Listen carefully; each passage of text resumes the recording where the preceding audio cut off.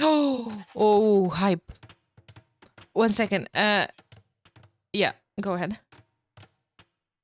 Yeah, I have it.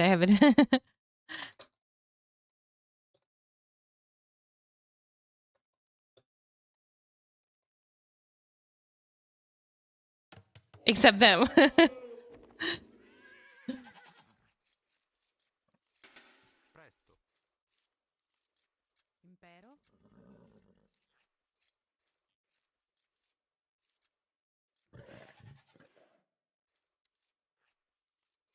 Uh, one second. For some reason now. Okay, now they should hear you. When I switch scenes, they didn't hear you anymore. Can you hear me? Yeah. Yeah, audio Should be. issues. Yep, this is the type of Black Forest. They wanted an African version, and this is a very open top of the map here between red and blue, between you pudding and Miguel. And Miguel's going to try to go for a very big wall off. But nowadays on Black Forest, this usually indicates you're going to try to push this. Someone will try to push in feudal. And I wouldn't mind seeing Miguel here try to push in feudal, seeing as you pudding would have that pond. Rat probably would take the pocket to go fish boom on that pond. I don't think Miguel wants to push. Well, actually, I don't know. Maybe with Burmese, maybe we could go for some men at arms. I would expect Burmese to go monk rush, monk siege in Castle Age. But I could be wrong. Meanwhile, at the... Oh, sorry. I was gonna say, I think your idea about the men-at-arms there is a good one for the Burmese, but we'll see. Usually when I see the flank has a pond, that indicates the other flank wants to push them and harass the pond. Yeah, that's true. That's true. But then again, if you're pushing the guy with the lake and you're not doing enough damage, then you're automatically behind, right? Yeah, exactly. It's a risk. Then again, it depends who is taking that lake, like you said. Celts might be taking that, especially with their wood bonus. Could benefit a lot. What is you putting? You putting his Khmer, so he kind of has a bonus on his farms, right? Yeah, that's a good point. You want the Khmer player farming and the Celts player with the wood bonus pumping out the fishing ships there. So I think it's always that call. Do you want the flank to take the pond or the pocket? But I think usually having the pocket take it, even though it's much farther of a walk for them, pays off more in the long run. Yeah. In the meantime, at the bottom, we have Captain versus Captain. Valas... Not Valas, sorry. Wait, do I say Valas? Valas played versus Sora Kuma last time, so I am still set on that. You're ready to see Barles versus Valas, aren't you? Yeah. Sora Kuma got some very forward walls that I'm not sure Barles likes those or lets Sora get away with them. I mean, he's playing as Italians. Could go for Italians would have a good pushing fish style. boom too, as we see Sora Kuma trying to dock.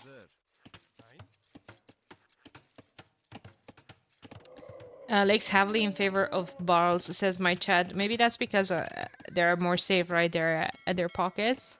While Sora Kuma will have to fight for those walls, to keep the position of those walls and to keep those lakes protected.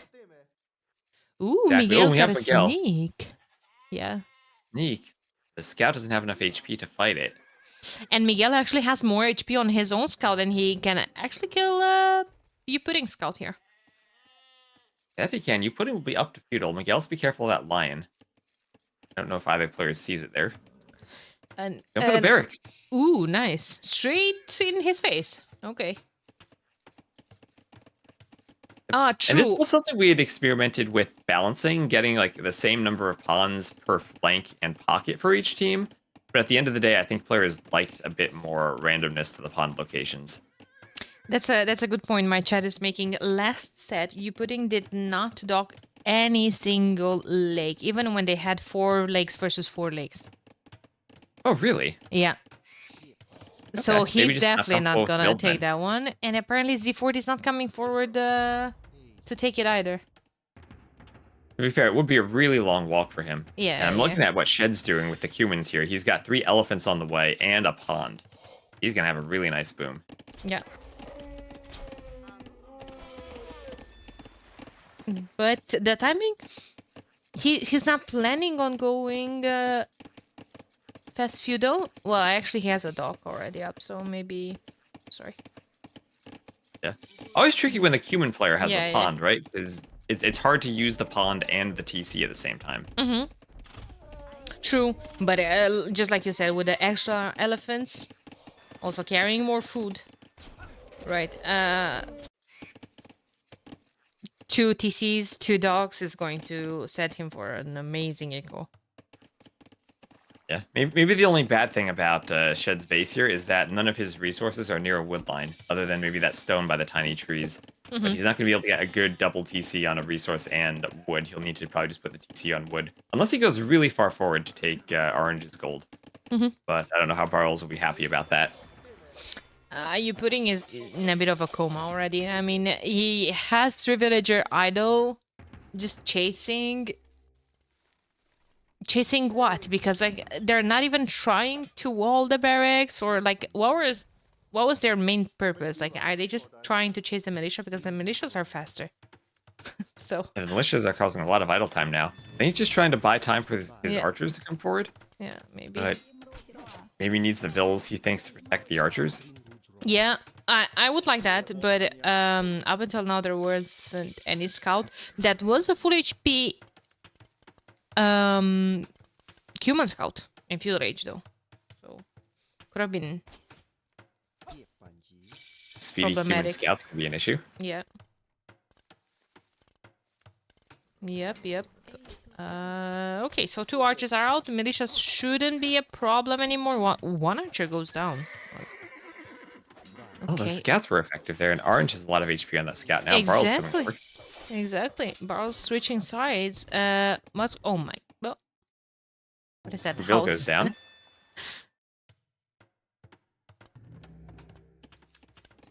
And is Cloud making scouts? No. He's just bringing his own scout. Never mind. Ooh, nice micro from Barles running around just as the Men-at-Arms upgrade comes in, and all 3 of them get a hit on that scout. Yeah, that was a lot of HP taken off of that scout. I don't like that house from you putting. I get that it was something that he needed to do ASAP, but it kind of limits his gold a bit. There goes the scout from Mununes, and I think we didn't talk too much. It was the Civ matchup. Well, we have like stated a bit before, Khmer with Celts on this side. They're facing Burmese, and Mununes is Slavs. And okay, he does have a lake of his own. Interesting we could make a topic here. If Mununes should have taken that lake or someone else, like Miguel, maybe. Imagine Miguel's push with a couple of fishing ships behind that. Yeah, I feel like Miguel just wanted to go for the early barracks, and sometimes the fish slow you down. Yeah, that's true. Yeah. Like you're saying, right, the Slavs have the farm bonus. They want to be farming while their teammates are taking the lake, ideally. And on the other side, we said earlier that Shed is playing as pocket with humans. He already has 2 TCs and 3 dogs up. His flank is the captain, Barles, and they're facing the other captain, Sora Kuma, playing as Italians and with the Magyar's pocket. So we have Pala versus Pala and Halb versus Halb on the top side. Yeah, and at the top, we did have a couple of scouts come out for Z40 from the pocket, so that will slow down his boom a bit. They did manage to clean up Miguel's forward, and going to force Miguel back to do some stone walls. Yeah. Just defend that pocket, or defend that passage now. Oh, and Z40 is coming forward, so they're going to be aggressive with the Celts there. 2 TCs, but a forward workshop. You know what? I like it. This Mununes is probably going to give Miguel a siege workshop of his own at some point. You know what's annoying now for Miguel is that his archer range is actually forward outside of his walls, so he can't protect with the skirms, right? He's taking a lot of damage from those archers, but good job saving. Never mind. Did not save that Vill. He has been losing Vills. Yep. Look at the Vill count. He's putting actually is ahead by 4 Vills. Yeah. And idle TC as well. It's at 1 minute and 20 seconds. That's Oh, the crazy. lion gonna go for the Vil. Yeah. I think he's gonna get it. It's very, very low HP. Yell's not a player who's gonna quick call Miguel, that Vil with the lion, is he? do it. Gonna fight. Eco difference is huge. I mean, I get that. You see, not utilizing your lake, 171 to 138. That's crazy. Yeah, now ooh, look at this Cuban player fish booming. Got 21 fishing ships there. I mean, once you do get the lake going, the Cuban boom is insane because we don't have a single farm created by Shed yet. It's all fish traps, all fishing ships. You got 20 fish traps right now. And doing the market in blacksmith, he's getting ready to click up. We'll probably boom a bit more, and then, as you said, go for paladins. However, a thing that I'm concerned of, is the army count as well, because it's 20 for Sora Kuma. That's a lot of army on the top side, and there's only one mangonel getting out now for Munes, but that's ready to be sniped by scouts and knights, while Miguel is going to go for walls in front of his base, and Munes is going to wall himself as well. Miguel's still stuck in feudal. Yeah. He needs to get those walls down ASAP. Oh, he just clicked up. Oh, yes, he does. He's going to be walling out both of his stones, his berries, and one of his golds. At least he has 2 golds in the back. Locke is also making able to run in. A really nice point in my chat saying Khmer Celts extremely dead to monks, and they don't have a BBC either. Yep. I feel like they are kind of hitting the spot where they want to be aggressive right now. Mm-hmm. Just gonna hope that they can maybe do enough damage to Miguel before he can get his Burmese monasteries up in defense. Because up to castle now, but still struggling. And if this push comes in a bit more, could deny him even that main gold he has, force him back to that tiny golden spear. He used all the stone to wall, and now he doesn't have stone for a tower either. Those are feudal age. Oh, true. In the south, we have 4 mangonels here from Sora Kuma getting taken out by scouts from Barles. Barles defending that, and now even going to hit a couple of Bills who were trying to wall. And great defense there from Barles to keep himself safe and basically stop that push dead in its tracks. 2 workshops, and all the Bills going down. Mm-hmm. I mean, that's the advantage, right, of Turks just getting that light cav upgrade for free. It's so easy for them to add a stable and just get a couple of units out, even on your way up. Even if you're behind the player that's pushing you. Oh, and at the top they broke there. Broke. That ram still there. Feudal Archer is going to be able to stop Bills from rewalling. Miguel's to throw up a Panic Town Center and Panic Monastery. And Mununes is about to be walled off. Oh, that he is. He has a mangonel there. Shed's coming over with the Step Lancer. Yeah. The damn Shed for the rescue. Yeah, Shed with triple stables over here. He's gonna go Steppies and Knights. Oh, that Save Miguel. That Leica from Miguel taking out the fish as well. Some fish from the... Yeah, also Sora Kuma not on berries yet.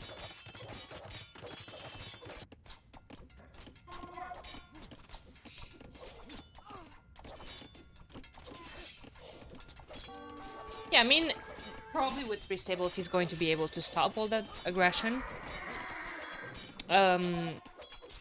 Z40 didn't commit on upgrading his army.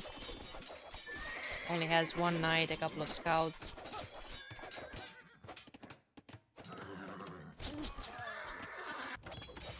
Now hitting the monk. Yeah, but I mean, all in all, now Miguel is starting to catch up.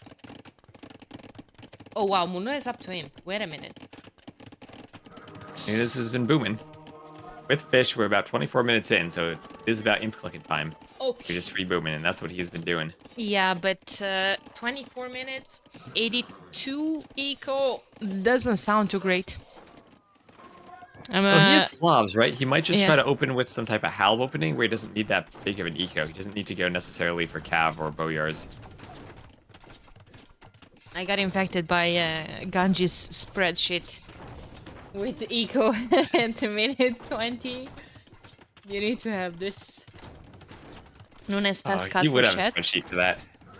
Maybe Maybe that's also a good point. There I see double workshop going up for Munones, and Shed is kind of massing army.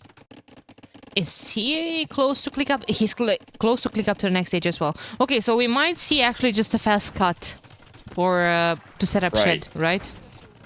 Yeah, cut here from the Slav player. You can go just... He's making a main canal now, so he'll probably get an Onager and get ready to let the Cuban player just flood Knights with those stables he has there already. And maybe even some more forward stables as he's adding in some more on the other side of the wood line too.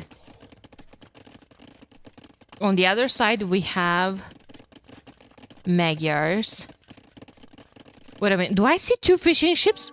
I see 2 docks and 3 fishing ships for you pudding. Let's go. A bit late for that if the cut's gonna come in. Yeah, He's true. going to fish now. Hey, I'm just happy to see him doing it. You know? Every pond has been taken at least.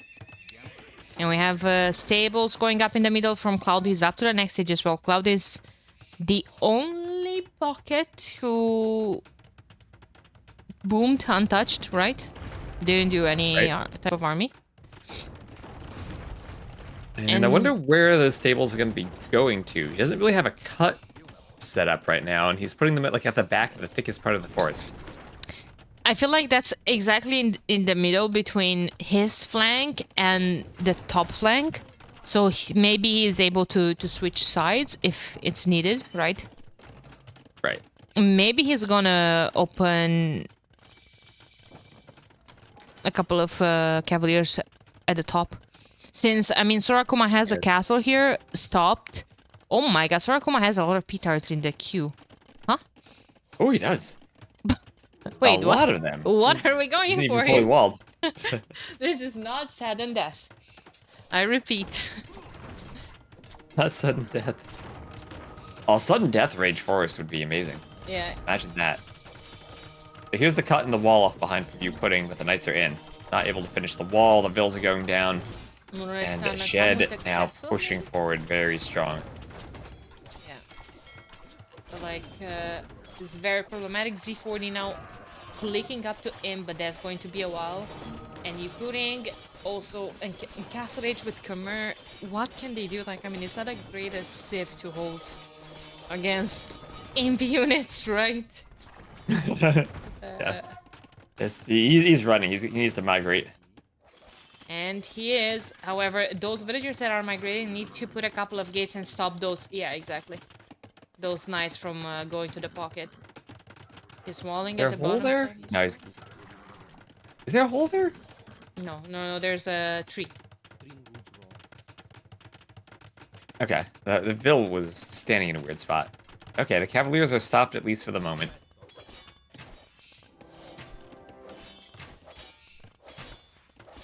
I like how Miguel's coming forward, just placing the TCs, claiming the resources, not holding anything back. All right, so 14 Cavaliers from Cloud. They just cleared up some light cap from Barles, and yeah, good stone walls now from Barles. He's going up to Imp himself. Gonna be behind Sora Kuma, but doesn't matter because Sora Kuma still needs to wait for the chemistry bomber cannon, right? Right, and here if you're the Turks, you're just going to try to hold as long as you can and make sure that your pocket can stay on the other side while that push continues. Yeah, exactly, Tehen. That's exactly what they're gonna do. Apparently, Barles is preparing the double, triple walls, and he's just walling off everything. Paladin's in the queue for Cloud. Very nice timing. Paladin almost done for Shed, though. And Shed is playing the other side. So they're pushing really convincingly at the top. 3v... Well, V2, I guess? Well, 3v1, because G-Pudding is kind of out of this. For now. And yeah, I mean, Cloud is at the bottom, but... Oh, good job from them, actually. They're through. The petards paid off. they were making the petards because they assumed Barles would make the walls, right? They were just getting prepared for it. There is still a hole. Some Cavalier are getting into that eco. Okay, Barles, so much effort walling, but one little hole will let some Cavalier in. Has to wall off behind that even, gives up the TC. Oh, And yep. now there's room for pressure. Yeah. But at the same time, this push in the north. This push in the north is very strong. However, it lacks siege. I see only now the first trap being created because, like, when you push like this, your push can be stalled out by hubs, for instance. Like we saw there, a good job by Mununes having the onager there to just, cut another hole. But these kind of pushes are effective if you have siege behind, so you go for the easy kill. You're on a time window, right? There's only so much that Barles can do 1v2 there. Yeah. Well, I think he's no longer 1v2 because the eco of Cloud is now going to get wrecked by all these paladins. Yeah. And before he can make as many halbs as he wants, he's still going to be fighting Slav halbs, which will, once they're fully upgraded, wreck the Celt ones. I mean, if he got Drujinia. I don't think he did. I don't think he had the eco for check it. that. Capture Age? Yeah, we can. I think we can check that in game. Oh, 4 paladins killing all of you, putting Wood eco in the north. Oh no. I wonder if it'd be worth it for Munez instead of Halbs to go champion here, since he's just fighting the Celts now. Maybe. I think he did Halbs in the thought that Cloud is gonna play that side with Paladins. I think they both read this because, like, it's half versus half. You usually don't open half, right? Only if you're against the Paladin player. But according to the bottom situation, to how the situation was going there, like they just had their 1v1 and Barles was walling and then Shed switched sides. It was kind of expected of Cloud to go there with his first units as well. Yeah, this push still continuing, but Barles doing a great job holding, getting a lot of Turk Cav archers out. And he does have 80 HP on them. I think he still needs a unique tech, but doing a great job of holding and even picking off some of the Trebs and the Genbos that are pushing in.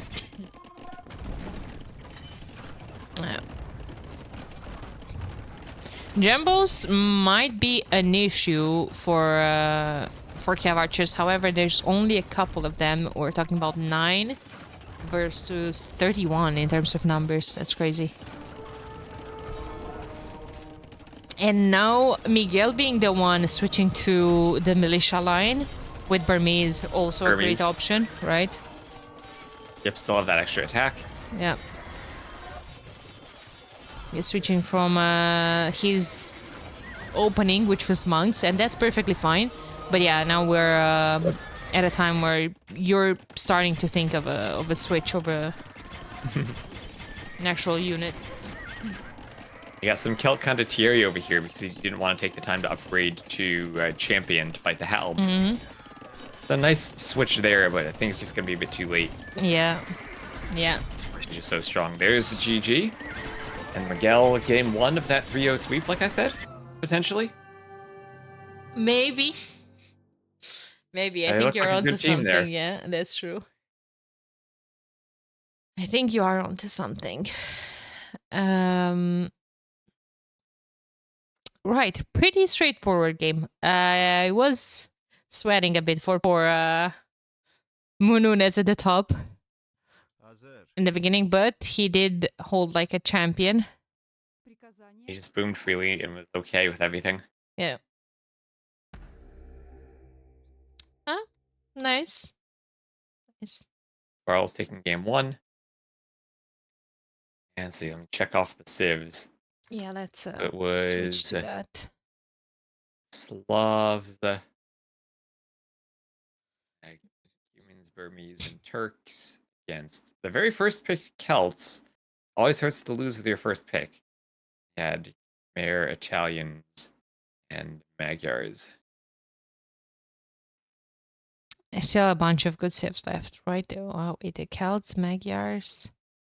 Like, Celts, Magyars is an insane combo in the pocket, and then Italians on the flank. I really like the Italians and Magyars. I think they needed maybe Vietnamese paired up with Celt instead of Khmer. They needed a BBC Civ Maybe. there. Yeah.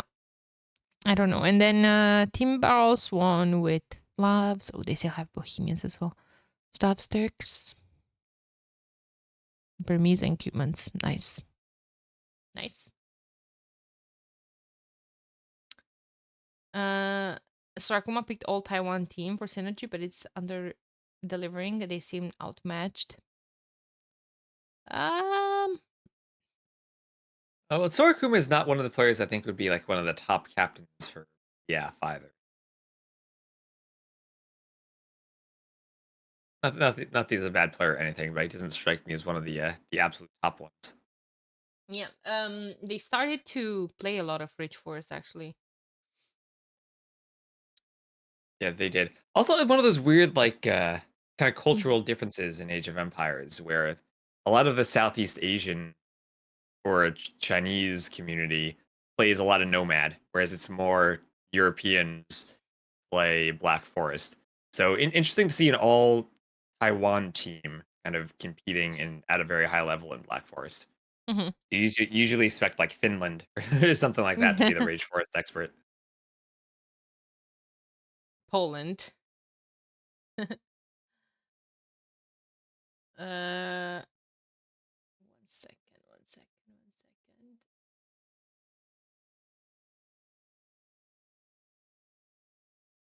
Let me see if they started. No, they didn't. Okay. So, what's next? Do you think Team Box is gonna go straight for the kill and get Bohemians? Also, who's playing Bohemians? Manunes? Barles maybe? He just played the Turks. I guess Bohemians are kind of a similar gunpowder sieve. Ooh, but I would assume that Bohemians go on the pocket position and being the halb Besso, well, halb Uh, Hufnica. Half-Nizza. They're Yeah. basically SO, right? Yeah, true. Could be.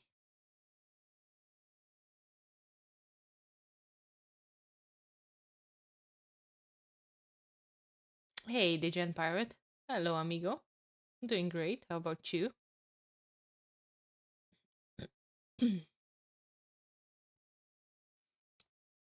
It's like AOC Korea, so. Oh, I wasn't around.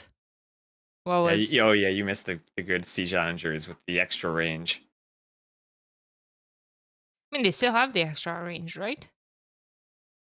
With the unique tech. But they had even more extra range. Ah, okay, okay. They They had have +2 instead extra of range. +1. Okay. Yeah, extra range. Their team bonus was extra range on top of the extra range tech. Yeah. I mean, reduced minimum range is still a really nice team bonus. It's like they took an amazing team bonus and replaced it with an amazing one that was maybe less OP. They outrange Celt Frank Castles? What? No way. Yeah, if you didn't have all the range upgrades like Bracer on your Yeah. castles, the Koreans would outrange them with their siege onagers. There's, I think, in No. the original AOC before it was updated, I think they could actually get to 12 range. I think there Bring was another them bonus stacked on back. top of them. Okay, it looks like they have launched the game. We'll have a wait for the spec delay, but we can see the civs at least. And for Taiwan, it'll be Vietnamese and Incan flanks, then Bulgarian and Lithuanian pockets. So Lithuanians being the paladin civ there. Yeah. For Team Barles, we will have Barles as a Bohemian flank Okay. and Miguel as an Armenian flank. Hmm. Then Georgian and Pole pockets. The Armenians and Georgians being paired on the same sides will have double mule carts. Ooh, nice. Max Okay. range from longbow is 12. So So, the same as the old Korean siege onagers, right? Written longbows countered siege onagers aside from yeah. Koreans. Hey Max, then weren't they supposed to start at 15:30? No, no, no, no, no.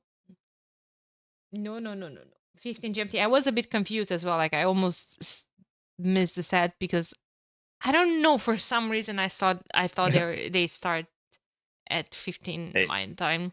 Yeah.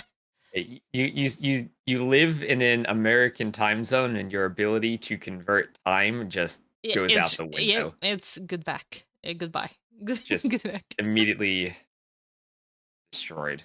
Yep. The immediately defenestrated. Okay, they starting.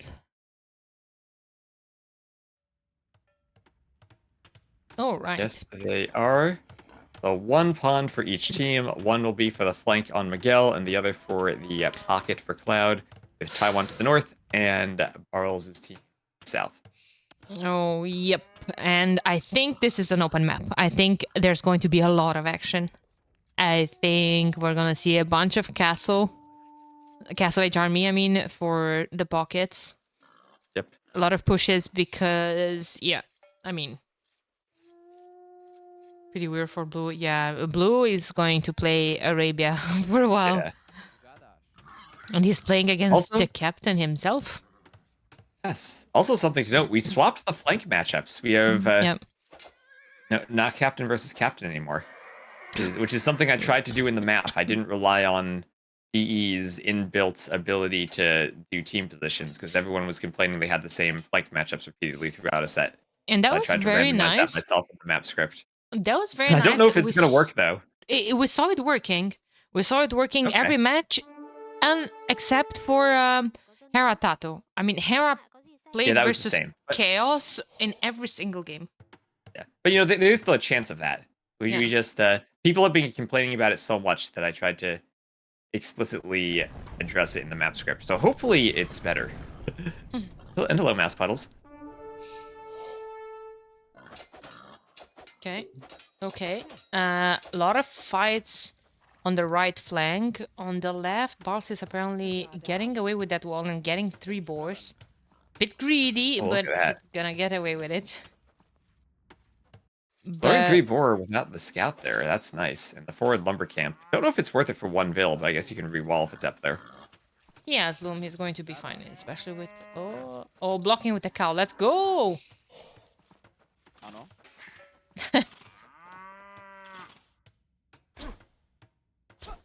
Oh, get it! Don't let her walk back.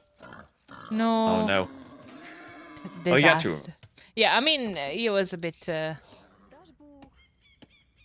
It's fine because that one is gonna go all the way around, and that villager might get it back. The villager that's walling. Oh yeah, that's true. Yeah, it's gonna go. It's walled off from where he Yeah. took it, so he has to walk all the way around. In the meantime, I saw a scout dying from Miguel. I think that's about it. No villager losses so far.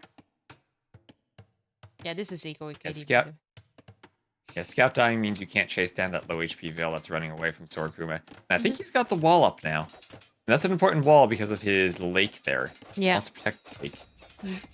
That is true. Oh, Cloud. Cloud did the shift Q that missed the last wall and left this open. Unless he wants to go through with that Veil later. Maybe. Maybe he wants to go and dock the lake, right? Yeah, that's what I was thinking, dock the pond.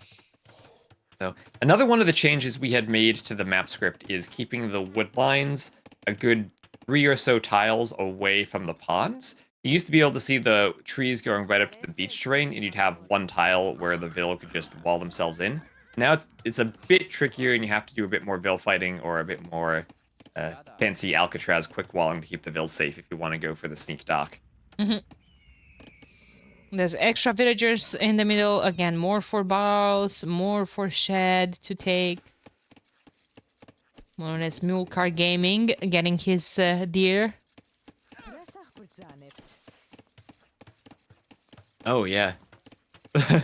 You can drop hunt at them, not other food, but you can drop hunt. Yeah. And let's see. If Cloud is sneaky about this, he can get away with it. Here he goes. Or no, he's not going for it. No. He's going to double that off. Shed actually has not that much space. No, he does. He can fill this with full works. Especially with these walls. Yeah, Shed's done the good old place the pull houses next to the PC, so you're taking up less full work space. Yeah. I think they're 1 tile away, though, which is triggering me a bit. But it's fine. Well, you need room for the Vils to walk, right? Yeah. That's true. That's true. Are we sending the cow with the villager? Are we gonna block again? The boars with the cow? Let's go, Miguel. Oh, shit. No, you lost the boiler. Oh. Just gonna settle for 1. Well, you gotta do what you gotta do. Why did those 2 went back, though? Or all 3 of them went back and you could only get 1 back. So you putting up to feudal and adding in that forward range. She had a bit of idle time under that TC, bringing the 4 in. Definitely not as clean as he would have liked there. It's archer and tower time now for you putting. You're going to push these walls here for Barles, who's already doubled and now looking to triple layer palisade. I think Miguel killed the boar. Ah, no, never mind.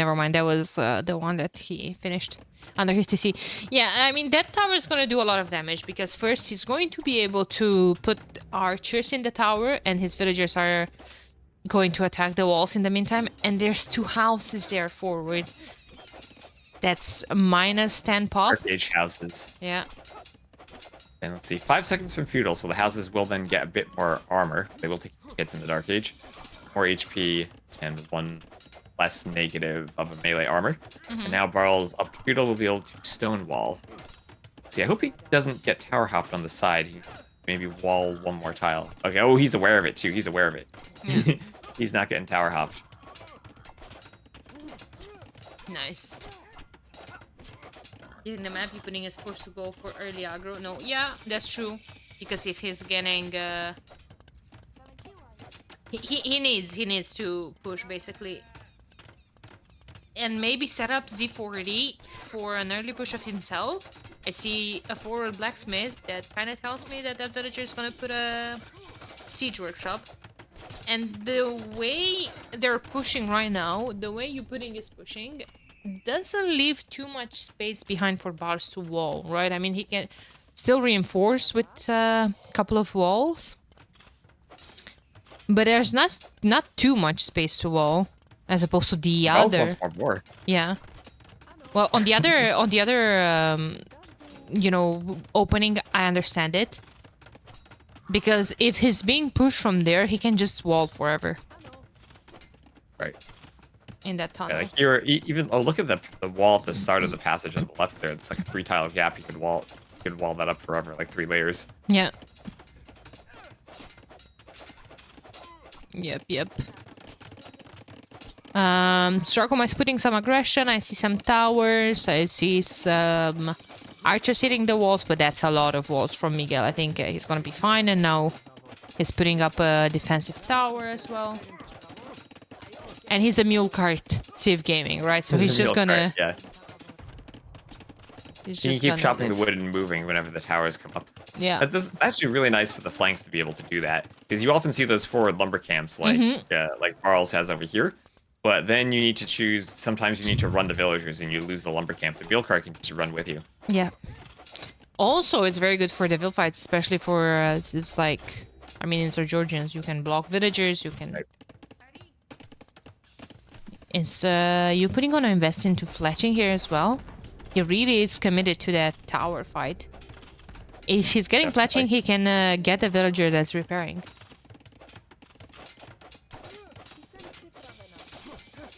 You always have to look for fletching, because it doesn't mean you need more units in the tower to shoot the full number of arrows, but if you have archers, then it's almost always worth it. We do see fletching now from Pudding. And a forward workshop there from Z40. Yeah. After that blacksmith. Yep, as expected, immediately more layers of stone walls after seeing Z40 got to the next stage. Yep. Barles even getting ready to house wall behind the stone walls. He's prepared to keep this out for a long time.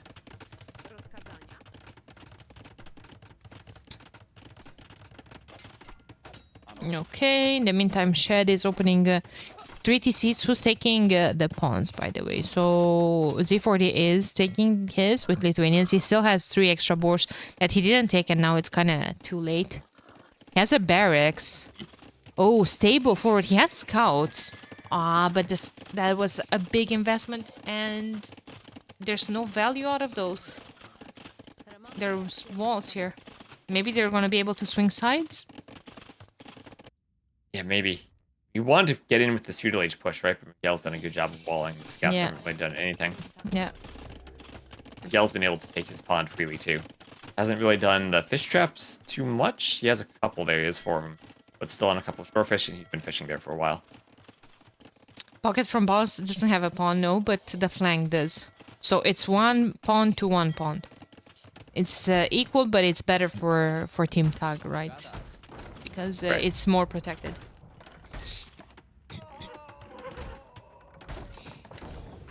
I think Shed needs to give us his assistance.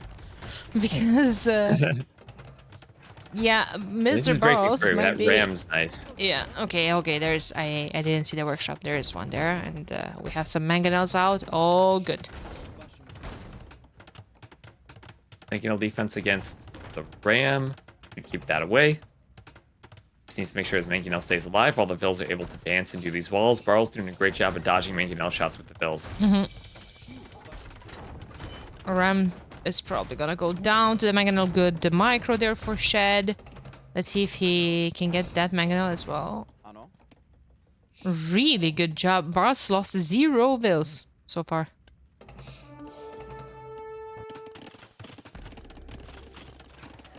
Oh, 2 Mangonels from Cloud now forward. That's a lot of investment on that side. And oh, Miguel needs to move that wood line. A lot of low HP villagers. Where are they going? Okay, they're going to hop into the tower. Into the tower. Up defending against the Mangonels. Yeah. Wall up, and that mule cart can run. Miguel needs to finish the market if he wants to click up. That doesn't quite have the resources yet. Still stuck in feudal. The only one feudal on his team. Everyone else is up. Both flanks on the enemy team are still in feudal. That's a long time to be feudal, too. Yeah. Team Barles once again 20 eco ahead and 19 army behind. Like, look at that. 1 military unit, and that's a scout from Shed, the initial one, to 21 units from Sora Kuma. That's crazy. Lots of walls, and so far they're holding. So far they're holding really well against this push. Walls, best unit, right? Unit in the for a game. while, yeah. For Black Forest that kind of applies. Oh no, the shift Q kind of messes up with Miguel here a bit. Okay, he's gonna wall more behind. Gonna finish that tower with some of the villagers, and Mununes making a church there. Okay.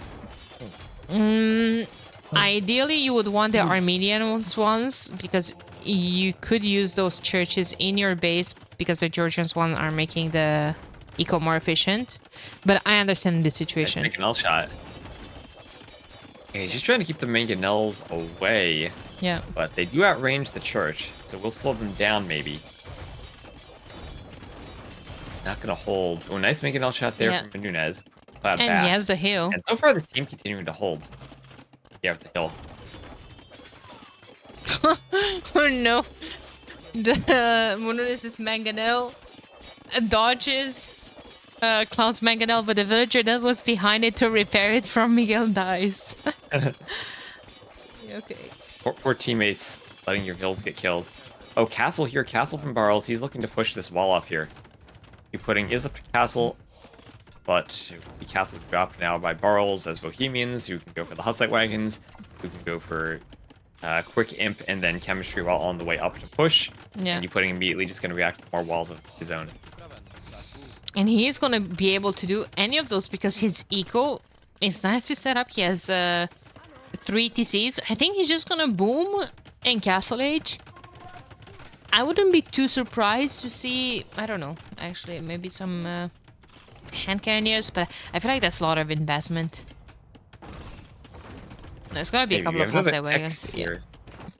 And Nunez must be telling Miguel to do some extra walling there. There's a castle also from Shed. Castle from Shed in the middle. Team looks to keep pushing. Hold that spot where they had been pushed. And Imperial Age for Shed. He's the first player to click up. 80 villagers and he's up. Schlachta privileges, maybe? Schlachta privileges and then spam of cavaliers in you putting space. Because a couple of petards and paired up with Hussar wagons and all this jazz could open all of that. Right.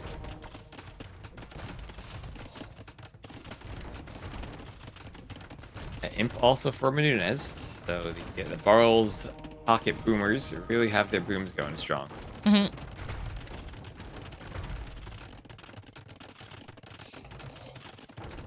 That is true. That is true. Also, make sure you prepare your questions from during the games because we're gonna have winners interview.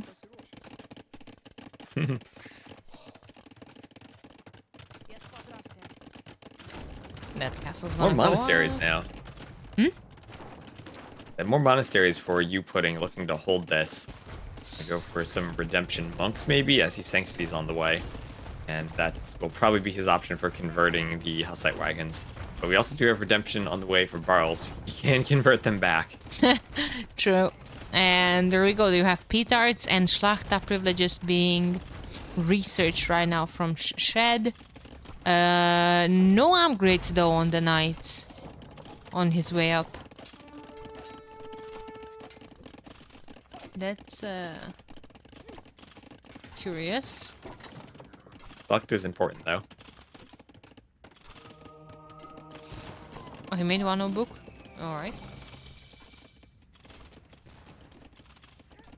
Schlachta book, it's true. Okay, there is. We have Cavalier. Where are the stables? Shed. He has no wood for the stables. Oh, eco is a bit off. Well, he did say he was up really fast, right? I think Yeah. he looked up around 80 vills. So it does feel like, if you're doing all the siege workshop defense and walling, 80 vills still is gonna not really give you the best eco to push with. Oh, the stables are on the other side. Wait a minute. Hello. Okay, well, again, Shed's swapping sides, right? Yeah. It feels like this side's gonna be maybe a bit harder to push though. Like they don't have the castle in as forward of a position, and the walls are going up for the defense against the cuts. Yeah, but Onager is in queue for Mr. Mununez, and they're gonna cut again, just like last game. So they do have options maybe to. I was gonna say they could cut on the left, but no, this is gonna be fully walled by Sora Kuma. He knows what's coming and he's prepared for it. What concerns me is Cloud being up to Imp. Cloud has an amazing eco. He's putting the first castle, so he's going to wait a bit for a couple of latest. But Boom and 4 TCs.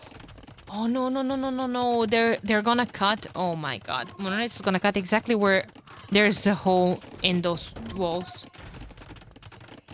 Oh, he is. Ooh, there's a hole. Oh, Sora Kuma, you left a hole. Oh no! I think he realizes it though. Oh yeah, he's hitting all the villagers. No! Monolith! Ay. Oh man, clutch. Almost in. Crazy. I like how he also walled a couple tiles behind that, just to make sure you got him up. Yeah. Yeah. Well,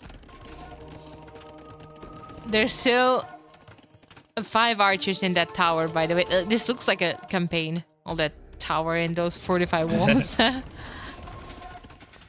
we have a couple of monks here. What's going on the other side? Oh, Barles is killing though. Barles is killing you, putting big time. Get those Hussite wagons. So hard to defend, even with the onagers that are out. They get you so much map control before the siege upgrades come in. That is true, and oh, the timing was a tiny bit off there. There are a couple of more petards for Miguel, who in the meantime is up to Imp as well. Oh, it's open. Siege Workshop went down, and they're open on this side, and oh lord. Oh, now that Lock to Privilege Cavalier Flood is here for Sora Kuma, who has nothing to defend this. The Lithuanian pocket has to go Halb, but Oh want them no. usually going Yeah. Paladin, not Halb. Exactly. Exactly. When Lithuanians have to play halves, I mean, they have good halves, right? That's not the issue, but, you know. Oh, I see a Doubt Castle and you putting space. Oh no. That's the last thing he needed. Yeah, exactly. So Okay. I think this game was just Barles' team held the push. Taiwan tried to be more aggressive, but didn't really accomplish anything with it. Yeah, And great booms from the pocket now is leading to a really good pair of pushes on both sides. that is true. Double Castle in Sora Kuma's base. Pop dropping significantly. Halb hand cannoneer from Lithuanians, but they're just gonna get ruled by the amount of cavaliers, right? Poles don't get the last Yep. armor, they don't get paladin either, but they can compensate in numbers, right? Right now there's 51 cavaliers on the field. And as much as you might think of Manaspa from the Georgians, apparently they also have Halb and Siege Onager too, Yeah. with Siege Engineers. So this is a good Black Forest civ. Yeah, absolutely. I think that's how you want to play them. Halbeso and maybe add Swan Towers eventually, rather than Monaspa. Monaspas were very strong at the beginning, but they got nerfed quite a lot.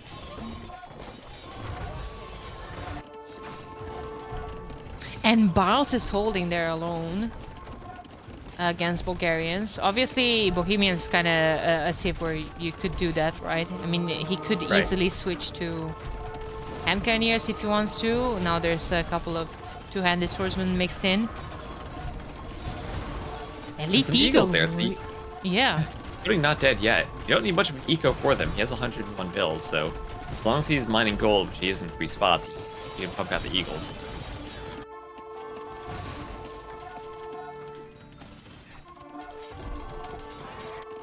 Yeah, I agree. Shed could use a couple. Actually, he has a lot of farms as well. 56 on food. Barles is getting pushed. He's getting pushed back, and they're probably gonna need Shed to come this side, but might be harder to use those Cavalier against this now more boomed army composition. Oh, those are in. Those are in, and well, Sora Kuma is at 76 fills. Oh, they're cutting actually. Z40. Oh, they are. Yeah. They're in bosses. They're No, they're in Shed space. Shed at least has a castle for defense, but then in his base, this is tricky. See, is all the villagers working on Folvark farms. They're really far from TCs or castles or anywhere they can garrison. If the Eagles get in, they could do a lot of damage. Barles is trying to wall, but too late. They're through. Okay, and then suddenly they have a chance in this game if they can raid Shed. Well, yeah, the Eagles are going to be a massive issue. Shed might kill them with the reinforcements. The problem with this push is that there's no siege behind it. However, they're killing all the traders going...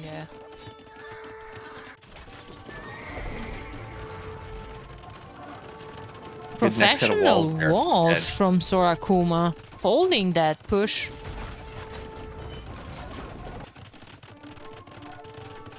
That's a great both job. these teams doing great jobs of walling. Yeah, this is a great game.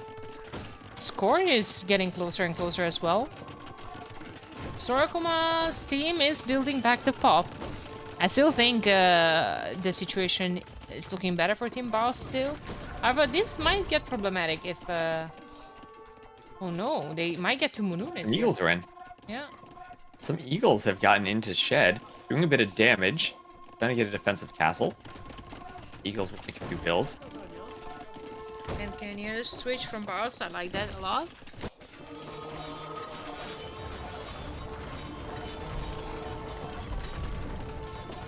Eagles and Cavaliers fighting each other. Miguel needs champions. Or something. Oh no, he's making composite bowman. Okay, I like that. He needs another unit and he's preparing the switch.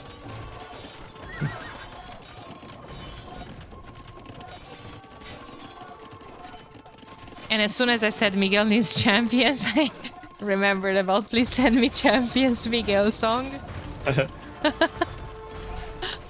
Some composite bowmen here from Miguel. Yeah. Stan. Now you get to the tricky part with Armenians, where what is your imp army composition, where you really fall off in power behind the other civs, but Yeah. you have your Georgians with your siege onagers there. Maybe it's okay just to do some bowmen and monks. Big gains now for Bulgarians. That can get problematic as well. I feel like those 100 HP champions would be the best fighting this.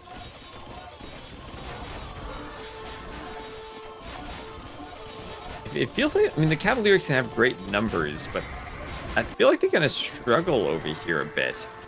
Barles is going to need a lot of hand cannons, I think, to support them. I mean, he has 12. Even the cannons also for onager. Yeah, 17 in the queue. They're gonna need a couple of bombard cannons, or maybe that Hufnitsa we were talking about earlier. Nunes is the one switching to men-at-arms. Okay, he already has all the upgrades. Castle getting pushed. On the right-hand side, Cloud is really struggling to hold this now. Yeah, exactly. See what I was more than Chet is. What I was saying earlier, the advantage of this push is that they have traps behind, they have siege. I see one. Okay, no, never mind. There are 3 traps on the other side as well, and now a couple of rams are being added as well. The trebs let you push the castles better. Yeah, Even better than the ram push does.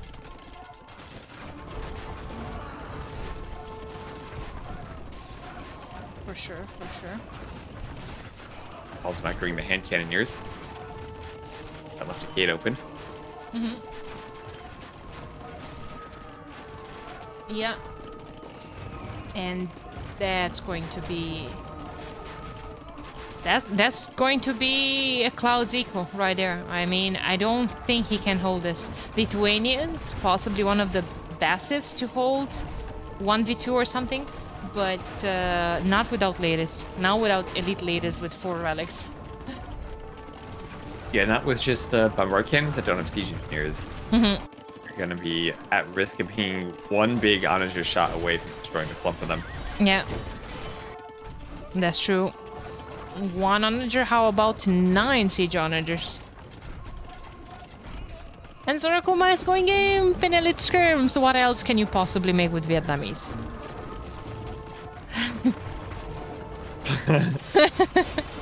Not much, right? If you're rebooing and you've lost your base, you don't have gold access, so you have to go for a trash shooting. Yeah. And that's what you have as Vietnamese, right? You get good skirms. Go imp skirm, actually. That's true. That's true. Oy, oy, oy. Nice. I mean, it's all gonna be... Oh, it's all gonna come down to which side is dying faster. Or holds longer, I guess. Cloud is kinda... slowly dying. It feels like Cloud is gonna break there. Eventually. There's a lot of hand cannoneers there, and paired up with Cavaliers. What Hand cannoneers for holding the double infantry push. Yeah. And the castle going down. Yeah, it seems like this is coming close to an end. However, still great numbers in terms of military there. 150 to 192 dropping though. And another fur castle for Miguel. Has trebs and can treb TC the other castles, whatever he wants. Yeah, that's true. Middle. There he goes, playing them. Oh, look at that relic in the middle, ready for Lithuanians to pick it up. Yeah, right. The missing relics is Lithuanians. It really does hurt. Oh, Miguel. Oh, are we gonna see Dromos? Are we gonna see Dromos? He's docking. Oh, he's docking the Clouds. pond. Yes. Yeah. Yes. Oh, let's go. Let's go. Get some Dromans. What's he doing? You made the dock. Miguel, cue something. Cue something. Oh, please, a Dromon, please. Don't just abandon the dock, Miguel. You need those Dromans. Oh, Viper, thank you so much for the raid. Welcome, Oh, he's everyone. doing it. Oh, he's doing it. Oh, Viper. Oh, 3 drones queued up. Let's go. All right. So we have Miguel doing some Dromans in this back pond for Barles' team. And now it looks like this push in the south has been held. Yep. That Barles has enough hand cannoneers out there against the double infantry push now to be able to hold. But another cut coming in. Another cut. Another Exactly. cut heading Straight to into the trade. Yeah. That's nah. GG. GG call. Team Barles takes game number 2 in a player of 3. Once again, welcome all the raiders. For those of you that are new here, we are currently casting Rage Forest 5, Team Barles versus Team Sora Kuma. This was just the end of game number 2, and this game was way, way closer than the first one. Okay, so if you look at those docks that Miguel had made in the north, he has 3 Dromans in one, and in the other one he has a trade cog queued. I think he was going to try to trade with that dock that Oh Cloud has. no. I think it was a Oh misplay, yeah. but no way he's trying to. Oh, and I love Dromans in my chat. I'm sorry, we only got 84.06% of the way to a Droman that game. maybe we'll get one in the future though. Let's take a really quick look at the stats. Eco, best boom in the game. In this game, Z40 with Bulgarians. The pockets from Team Bars were close as well. Almost 80k resource collected. KD superior for Bars. I mean, he was the MVP of this game. Holding there 1v2 until Shed was able to switch sides was actually impressive. I mean, Right. And now obviously. for game 3, we're getting a bit deeper into the draft where Barles has used, or his team has used their top 3 picks. And for them, it's going to be Japanese, Franks, Gujaras, and Vikings. Needing to use the Vikings on BF. Whereas Sora Kuma will have Portuguese, then Bengalis, Goths, and Malians. What do you think of those Civ matchups? I think I prefer, again, in theory, I don't know. I mean, Gujaras are left. I'm going to go with Gujaras. I'm sorry. All right. Vikings is kind of a weird one, but I think they can have a good matchup against the Goths in the late game. Yeah. Their extra hit points on the champions and their berserks. I mean, again, Japanese and Franks in pocket positions are crazy strong. Georgians, Armenians, Poles, and Bohemians, right? Yeah. I don't know. I think I prefer Team Barles. Let's see. Team Sora Kuma had Lithuanians, Bulgarians, Vietnamese, and Incas. So yeah, Portuguese, Goths, Malian. Yeah, definitely prefer Team Barles. Like, I mean, Team Sora Kuma is going to play Goths in the, well, quote-to-quote paladin position because they are going to be matched up against the paladin. And then Malians are the halbeso, but they don't have halbs, so they might be playing Giberos. Yeah, and they don't have siege engineers for their cannons or their siege onagers, so they do fall off a bit. That's also a good Bengali point. elephant archers are always scary, right? And we don't have a siege onager civ, unless the Gujaras have them for Team Barles, right? There's no siege onagers for the Gujaras. No siege onagers, but the halbes so player is going to be Japanese, and they're going to play halbs and towers and trebs. Yeah, half towers and onager. Yeah, exactly. So again, reminder for the raiders that are not familiar with the tournament. Team Barles has Mununes, Miguel, and Shed as main comp. Cocast is their 5th player. And Team Sora Kuma has all the Taiwan team. Let's the damn cat go. Oh, Shed is in the chat. Cocast is going to play the last game. Let's go. Oh, okay. Shed, get ready for the winners interview, homie. Already have I'm biggest Shed fan. I doubt that. I had a couple of viewers that were saying that they're Shed's #1 fan before, so I don't know. He has a lot of fans then. I Yeah. have some competition there. I need some BF games to decide who the #1 Shed fan is. All right. And apparently the game started. I have 1 minute left to go. Let's see. Monones is a professional Japanese player. Oh, okay. Well, it's good to have a professional playing the Civ they're a pro at. Is Modric gonna leave after Rage Force 5? I hope he won't. I don't expect him He to compete in 1v1 tournament, yeah. but I hope he He won't did come leave. to the Civ Builder tournament. It was nice to see him there. Yeah, yeah, it was nice. It was super nice. I hope he does well, Toxic Sensor.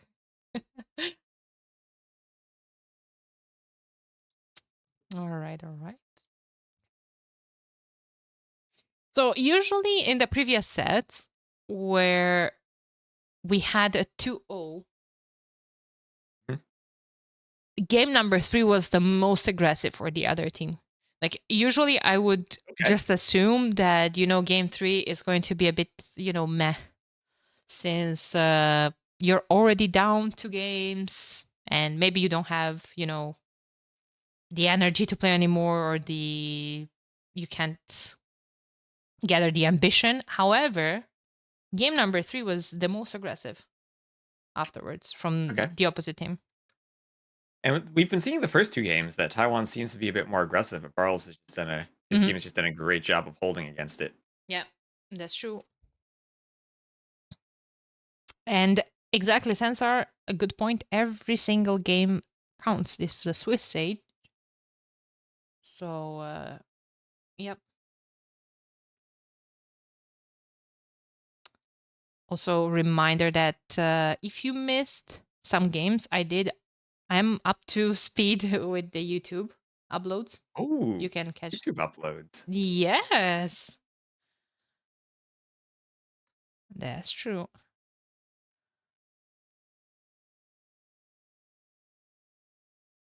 And the Okay. Z40 has some issues Check getting mark. into the lobby. Check mark. Check mark issues. Check mark issues on the loading screen there for Z40. Yeah, Yeah. good old DE loading times. Thanks, DE.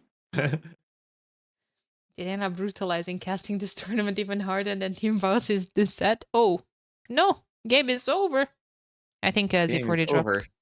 It dropped. I'll have Yeah, to yeah. load again. And he was a dry BF for Japanese. Mununes is dancing right now. Mununes is dancing. I can hear Mununes dancing from here. Yeah, the Japanese definitely want their fish boom. I mean, I guess Yeah. Vikings kind of do too. Just because like that docks are cheaper right now, you Viking plus Japanese can have a really smooth fish boom. Hmm. That's true.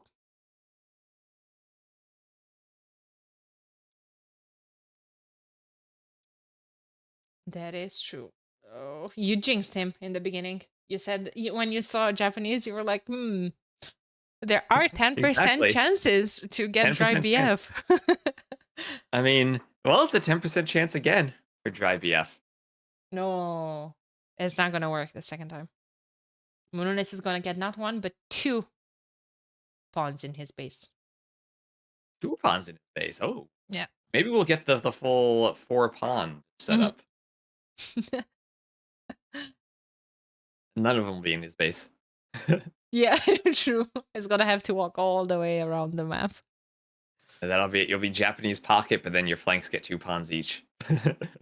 Why not go big? All 4 pawns in one base and all in I Mununes' think it's base. possible. Yeah, probably. Or at least, as close as possible. Right. Cocaster, the Cocaster is T West. Ooh. Go, I waved at my camera when they asked on your stream, and they won't see it, but I waved anyway. okay. Yeah, that's fine. Because some people are just gonna switch the stream. Oh, who is T West? Never heard of him. Just kidding. If you haven't heard of T Who is West, that guy? you're doing something wrong. Well, at the Hidden Cup meetup, I was in the hotel meeting people, and like some people knew who I was, and then other Mhm. people had absolutely no idea who I was at all. I mean, there are a lot of people that are only following Age for their, their favorite players like Hera, Viper, Doubt, Tato, and then Albert says I was easy to find. yeah, and then they just don't watch anyone else. Or Yeah. so then Z40 again, once again struggling yeah. to load. Hmm.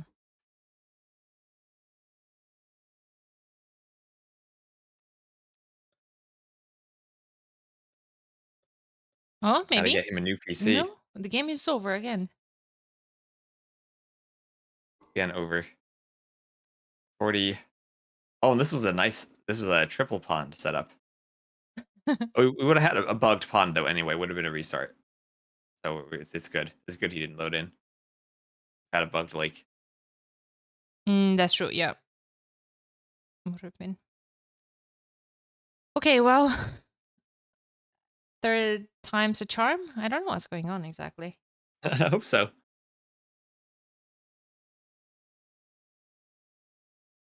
Hey, thank you guys for all the follows, all the support. Much love, much love.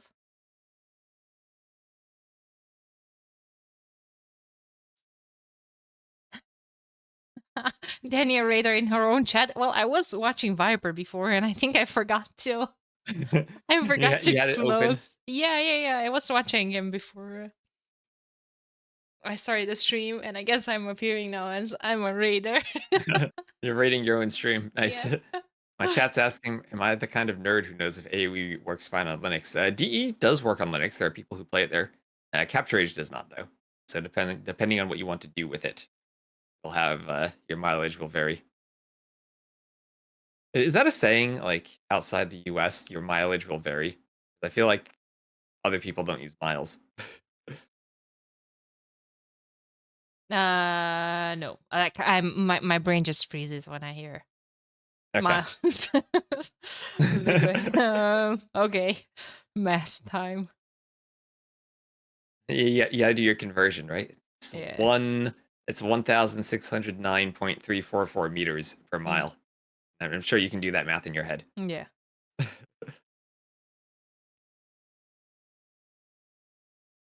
Okay. Which well, I'm kind of struggling to some extent because Canada uses both.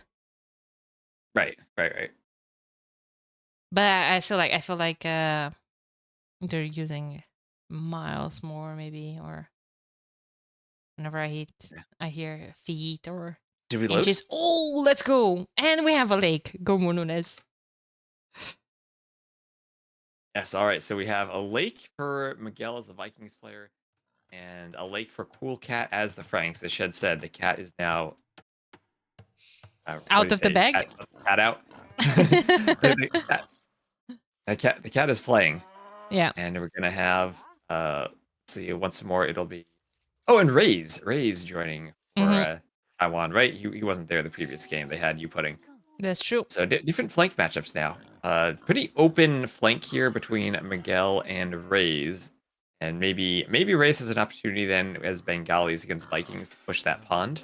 Ooh, but at the top we have Captain versus Captain once again, and Sora Kuma split his villagers. Oh, okay. Barles doesn't have loom This is yet. risky. Yeah. Okay, no loom for Barles, but he has the Camel Scout there. Camel Scout, I think, really tricky to deal with, but at least not as strong in Dark Age as it is in Feudal.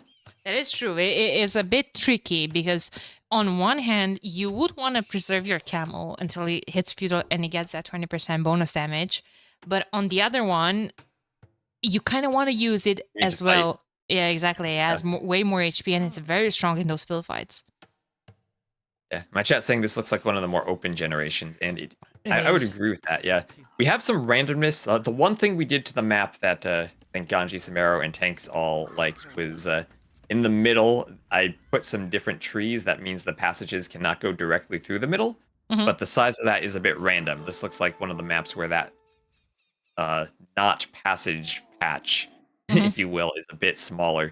So we do have quite a few, when they call it the Swiss cheese passages through this map. Yeah, that's true. I feel like everyone is going to have to wall, and I feel like, once again, this is a game where we're going to see a lot of Castle Age action from pockets. We have to. Yep.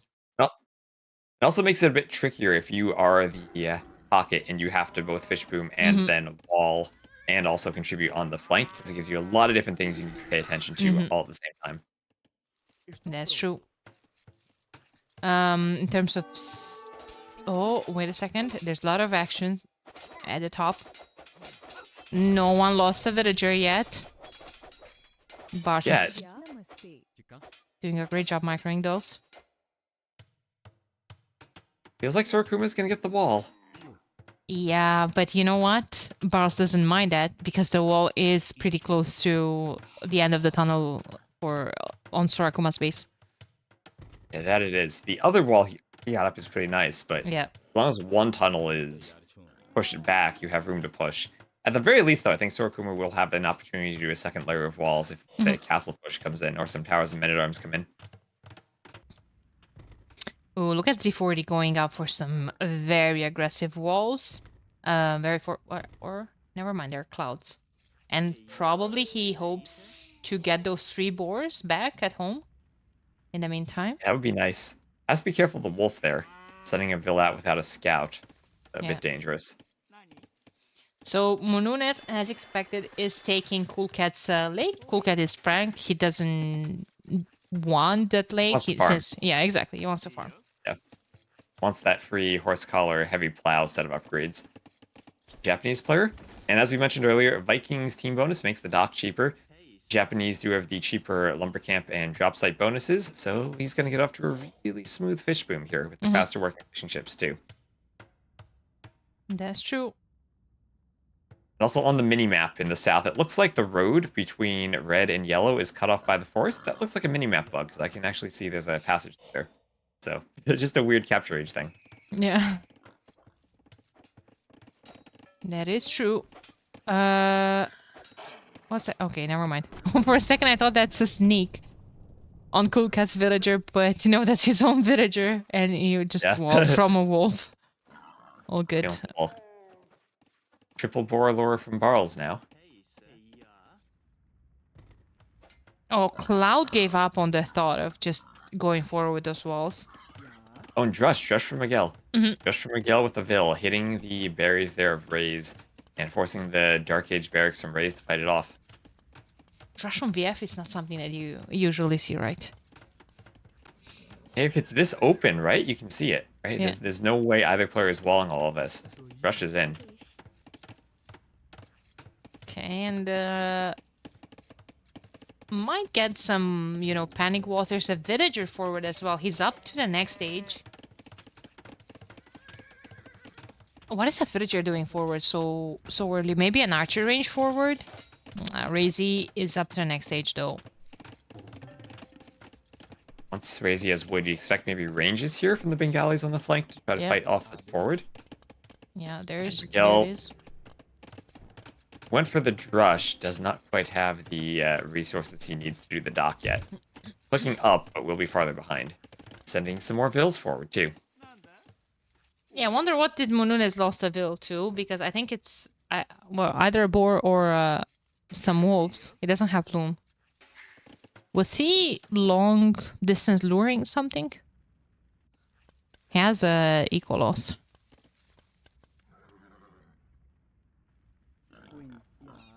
Maybe a wolf on the way to dock if there are wolves between them. Oh, another raid. Thank you so much, Monos. Absolute legend. Thank you. Thank you, thank you. Welcome, guys.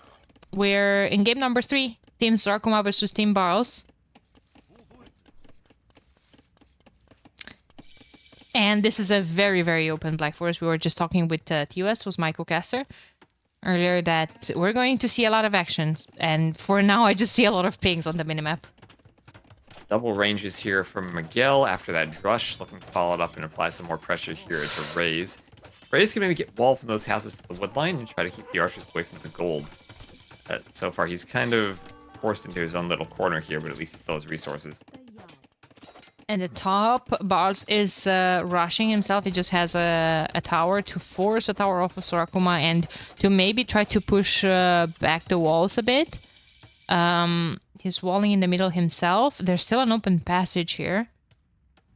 And it's kind of... I can't help but think this is a bit of an overinvestment from Miguel. Double... He's losing a lot of damage. Those will be some forward walls if he gets them up. Yeah. Okay, okay.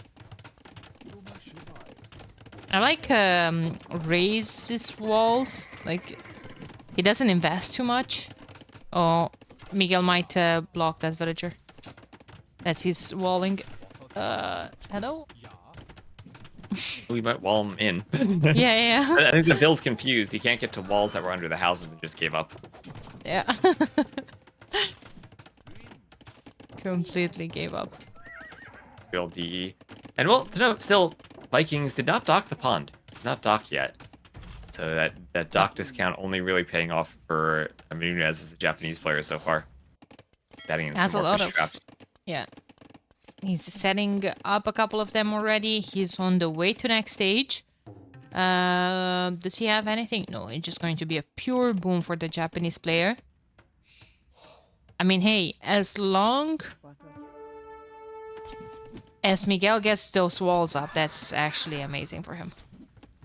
Right, that's a super forward wall, and he also holds the other passages, which he's stonewalling. Exactly. And Barles even doing a backup wall down the middle. So Barles' team now has all the map control through these passages through the wall. I want to see stone walls there as well. Oh, never mind. Barles was attacking this? Hello? Oh, good. Yeah. Stone walls are missing. Only there. But other than that, all one good. passage. Yeah. There he goes. Okay, he made actually a couple of archers. And 33 eco to 29 for Sora Kuma. He's ahead. I like these archers from Barles because they're just going to force Sora Kuma to move his stone walls back. He's not going to have a wall right adjacent to the palisade. It's going to be farther down that passage. Yeah, exactly. 2 tiles, that matters. Everything counts. Everything counts. And looking at Sora Kuma's base, I see so many resources forward. I mean, he's on stone. I imagine he wants a castle up eventually. Both stones being forward can be awkward. Like one good push from Barles, and then suddenly we don't have a castle for Sora Kuma if he can't get up fast enough. Okay. This might be a massive Bob moment. But I just realized that Z40 is playing as Portuguese pocket. Get a fish boom. He's got a fish boom, but what unit are you going for from the pocket position? Like, usually they're playing flank. They have quite some versatile openings that, like, they can go fast imp, monks, traps, they can go some organ guns, they can, do whatever, HCBBC. But never seen them before playing in the pocket position. We have a Mangonel from Z40 looking to clean Miguel's army up, gets one good shot, and Miguel has to get out. I mean, they have the discount on their knights, right? They can go Halb, Arbalest, Bombard cannons. They still have options in the pocket. But yeah, I guess maybe you do normally think of them as the flank civ, or some type of fast Infantoria build could come to mind, or just any way to get to their gunpowder as fast as they can. Yeah. Because, well, I don't know. Maybe they're gonna play Halb Onager, Halb BBC, something. Maybe. Very good walls. Looking at the minimap, I really like Team Barles' walls. Look at all the map they're securing. Look at Barles even getting go through a palisade and wall even more forward. Not content with his back wall. Yeah, and forcing even more stone investment from Sora Kuma. Like I said, he's on stone only with 3 villagers, so we probably won't see a castle drop or anything of that sort. However, Barles is up himself. He has 5 villagers on stone. Where could the castle go up? Do you think he can put the castle in front of that tower at the top? Like Barles go right down that passage? He probably could. That would get him right through all those walls. We saw Sora Kuma put so much effort. He's got 38 tiles of stone walls in this passage, but one castle just, you take out 2 tiles of wall, 3 tiles, and you're through. He's just gonna push there really isn't with a good place siege to wall behind this. Yeah, and I think that castle is gonna be right in Sora Kuma's face after he pushes through those layers of walls. You could even, if he goes Monk Siege, try to take out the tower and get through the walls and then castle the inside. Exactly. Because it is explored, he can see the stones, he sees the hill by them, and he knows where he might want to castle there. Yep, absolutely. And Sora Kuma opening 2 extra TCs. I don't like this. That's very risky. That's going to be rough. It's against the Gajara Elephant Rams, right? They can have all that bonus damage. Like, even... I feel like you always need to think about the Gujara's elephants. Yes. On the flank, even if you always open with a workshop, right? To defend. Miguel has a stable as well, so this is going to be crazy pressure still. Gonna be probably able to snipe some mangonels here as well, though Mununez does have 2 mangonels of his own. Siege workshop forward. Raze now has some monks for the defense. Coolcat trying to snipe it, but he gets converted. 90 pop. Well, 92 pop for Mununez. That's very good with the lake as well. Barles is going to be in 1 second. The elephant pushes through the walls so fast. That's true. Archers keep the vills away.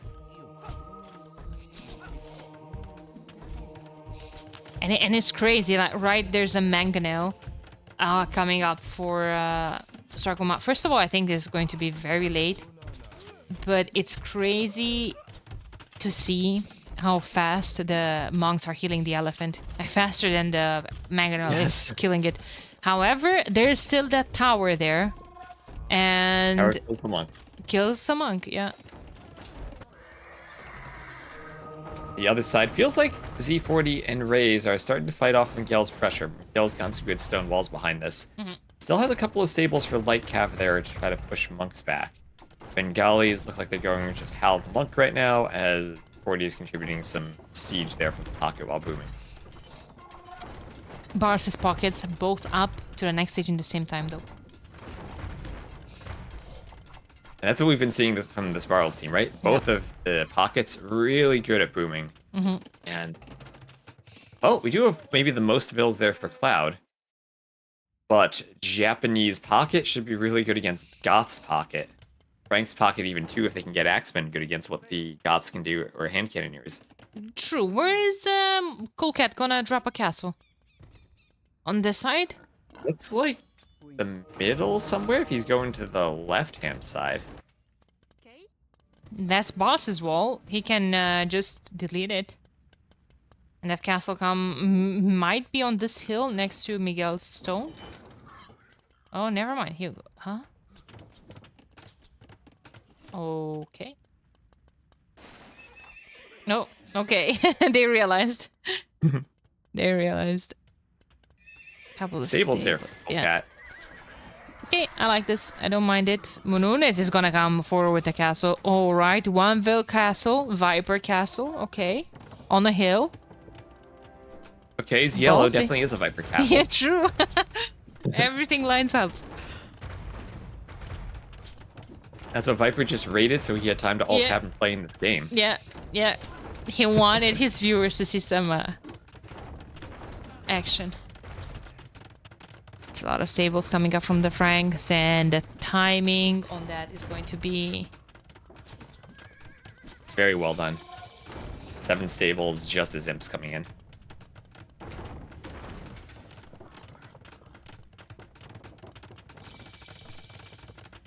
Yeah, I mean, that castle is gonna absolutely slap. There's the barracks going up for Japanese.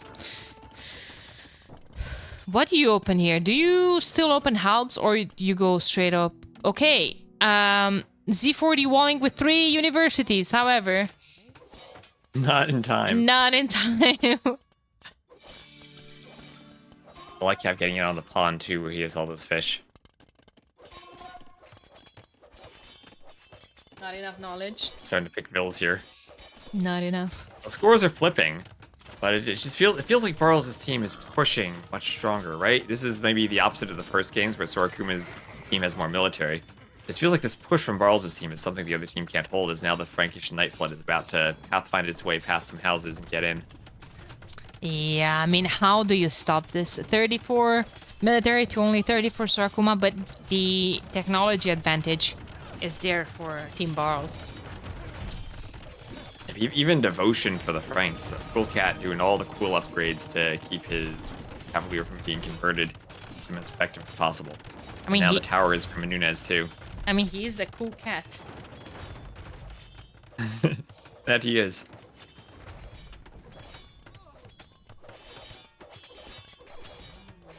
Hey, D40 trying to get some walls, this time with gates, but the light cav are there to hit the bills, and the Cavalier are going to go right in. Paladin on the way. Yeah. And once again, Barles is just going to do his thing on,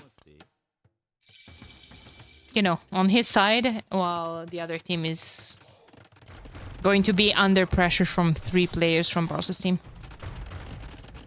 Yep, so that's something we've seen in all 3 games, right? Yeah. The purple pocket going to the opposite side while Barles holds. It's crazy how much damage Miguel is doing with Vikings like Gav in the Portuguese pocket. Yeah, Vikings light cav against the Halbsiv. Perfusion coming in now from Cloud. But, how easily can Japanese just switch to champions or samurais? Okay, yeah, look at that. Champion already in the queue. Very easily. Yeah. Yeah, Menunez has been prepping for that. He has the barracks and he's ready just to spam those champions. Those faster attacking Japanese champions that'll get through the buildings pretty easily too. And Raze is dying. Raze is dying while Sora Kuma is still being pushed, and Barles' team starting to pull ahead in score as they've just about evened up the bill counts too. Yeah. Team Barles is behind him, Pop, actually. That's crazy. But then again, it's about the army. What are those? Elite what? Elite Huskarls for Cloud. Elite Huskarls against what exactly? Skarls. Hey, just gotta spam him as goth sometimes. Just gotta get the upgrades. Alright, alright. It's really walled out though. Barles even committing to more walls. Mm-hmm. Yeah. I don't know. I feel like maybe hand cannoneers would have been a better approach if the Portuguese is going halves anyway, but then again, you don't want to go halves as Portuguese if you have goths in your team. I feel like you'd rather go hand cannoneers as Portuguese, but then... and leave the infantry to goths? To the goths? Yeah. Sometimes you just need him to stop the push, right? And you can always transition later. That is true.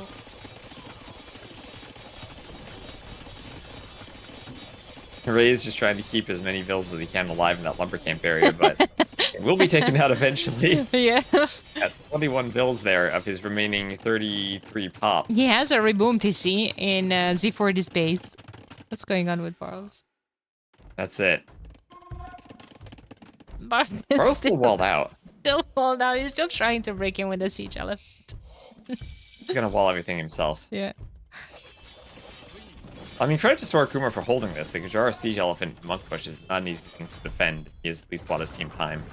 Time to die on the other side, but time nevertheless.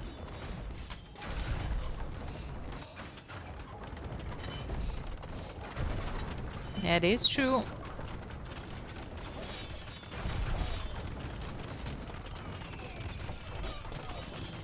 That castle is in danger now from Z40. That and probably all the fish boom. They're trying to set up the trade. I see 2 markets going up behind that castle, but that's not going to happen. It's just not. Markets in the corners, but the castle goes down, and there goes the trade line. Right, that castle was right on the trade line around that lake. Cool Cat is even pushing in the middle. There's a castle going up from Miguel, and the paladins are now exactly in Cloud's main eco. Oh, there goes the wood line from Razy. There goes the wood line. 24 vills, and now the paladins found the second reboom. AC might be defeated here. He's down to 17, 16, 15 pop. And dropping. The wood line's cleared. Oh, Paladins are there in the back. Oh no, he might be defeated. He still has the monastery. 14 vills. That needs to go down as well. That's a lot of siege. You know, they're not trickle trapping. Mununes knows how it goes. 11 traps, and I think they have Kataparuto as well. Look at how fast they're unpacking. There they go. Make some fire faster, too. Yeah. And I'm still feeling really bad for Blue. Oh, one more raid. Thank you, Paganini. Thank you, thank you. Appreciate the raid. As soon as... There's the GGs. Yeah, there's the GGs. Team Barles will resign before getting defeated. 11 views. All garrisoned. Cloud is a fighter. Never mind. There's the GG. All right. Well, what did I say? 3-0 Barles' team. I had confidence. You had confidence. You had it, and it paid off. It paid off. Wow, what a good set. I really enjoyed the games. Yes, definitely. I always love seeing Barles' team play BF. They worked really well together, and I think every game they had that opposite pocket going to the other side and carrying, whether it was whoever was playing purple, whether it was Cool Cat in that last game or Shed in the early games. Purple best color confirmed? Second best behind Cyan.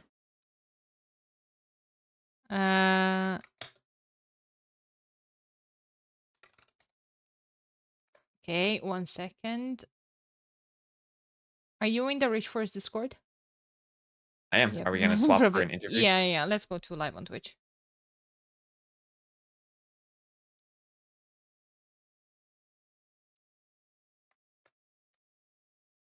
Okay, we made it. We made it.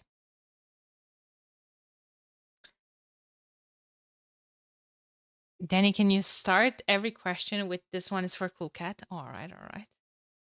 Hello. Hello. Oh, that's the attitude and that's the energy I was looking for, Mununes. Let's go. How are you guys feeling? Absolutely brutalizing here, 3-0. Felt good. It's a good bounce back from the first set. Hey, first set was warm up. You know, we don't. That's how I kind of felt after the set. I felt like it was a practice set versus the Team Sato, to be honest. Like, probably my teammates probably don't want to hear that, but. Well, this one felt like the real deal. You guys all worked very well together. Yep. Well, it's nice to hear. I would have to rewatch it to confirm, but. Yeah, no, I feel like the communication was pretty strong throughout all the games. I think we should go game by game, just a tiny bit through them, even though there's not too much to say. Like, you guys played clean. Miguel, he's not here. Did you see the first game? I did see the first game, and I am upset that Miguel is not here because. I can walk him. Oh, right, he's here. Let's go. Oh, there's Miguel. Nice. Well, he still might not be technically here, but. Okay. All right. So, first game, Miguel made me a bit nervous there. Well, it wasn't looking too pretty. I mean, you guys were mostly in Castle Age, didn't seem too concerned with the push that was going for Miguel's base, and there was something like Team Barles had 1 or 2 military units, and Team Sora Kuma had 20 military units, and they were breaking in Miguel's base. So that was okay. Yeah, time to panic. I think that's an overstatement. We had like a few skirmishers versus scouts, but yeah, we did tell him, but he felt very confident, I guess. So. All right. We also. Hello. We also had Kuman pocket, right? So. Right. You were booming a bit for the military there. Yeah. Miguel, the question was, why didn't you wall in game 1? Yes. Was it?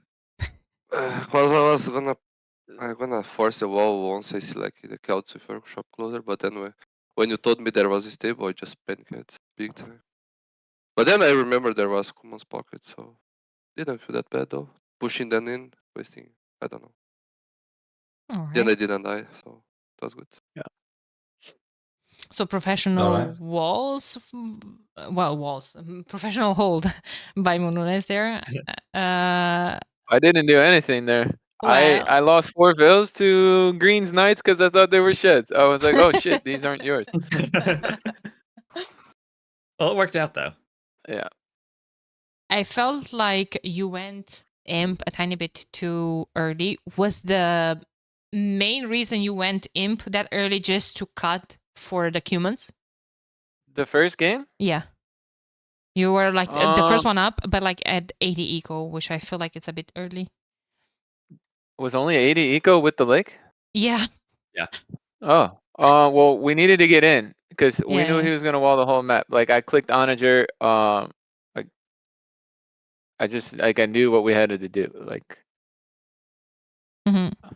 I understood the situation. I don't want to get into too much details of what I saw. All right. Yeah. Well, you played basically 3v1 on that side for a while Barles Yeah. pulled a push on the other side. Yeah. Yeah. Barles told us he was dominating on that side, so we didn't look. Yeah, First, I guess I had enough time. Versus double siege workshop rush. double siege workshop, and well, even in There was one imp, point you killed like 4 mangonels at one time with a couple of light cabs, so that really slowed down the rush. Yeah. Yeah. Double Well, workshop. I tried the same rush in like the lobby games and never worked. So It never works, So you were bro. confident. It's a gringo lobby strat, bro. That works in Yeah. gringo lobbies against like the scorpions of the world. But yeah, I mean, from Barles, it was basically the same scenario almost every single game. Just hold there, 1v2, basically, and then let the other side steamroll. And one perfect scenario of that was game 1. Was looking a bit problematic. Like I was wondering why is Sora Kuma massing petards, but because he was massing petards even before your stone walls went up. So it was like, wait, is he thinking he's playing sudden disaster? Is he going for the TC? What's going on? But then those proved to be useful, and they were in with Magyar Paladins, but great professional holder. yeah, professional. Okay, game 2. Let me remind myself. Game 2. Oh yeah, true. I had one more question for Mununis for this game. Why did you For game 1? Yeah, why did you open straight up halves when you were against Celts? Were you thinking that the Magyars is gonna go? I'm not telling you what. Okay. Oh, you got some secret strategies there. Okay. You didn't have But eco.